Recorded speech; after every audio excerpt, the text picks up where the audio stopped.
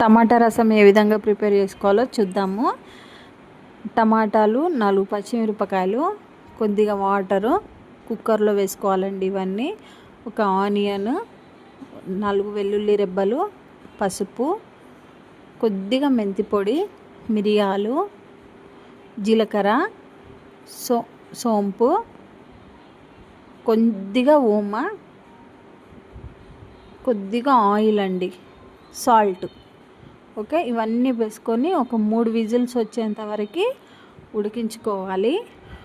ఉడికిన తర్వాత మనం పైన వాటర్ వస్తాయి కదా, ఆ వాటర్ అన్ని తీసి గుజ్జు ఒక పక్కన వేసి మిక్సీలో వేసి ఒక స్పూన్ కారం వేసి దాన్ని మిక్సీ పట్టుకోవాలి.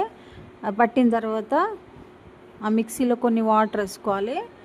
ఓకేనా, ఆ పేస్ట్లో ఒక బాండి పెట్టుకొని ఆయిల్ వేసుకొని చూపిస్తున్న మన ఎండుమిర్చి, కల్యమాకు, జీలకర్ర, ఆవాలు, శనగపప్పు, మినపప్పు ఇవన్నీ వేగిన తర్వాత ఈ రసం అందులో వేసేయాలి.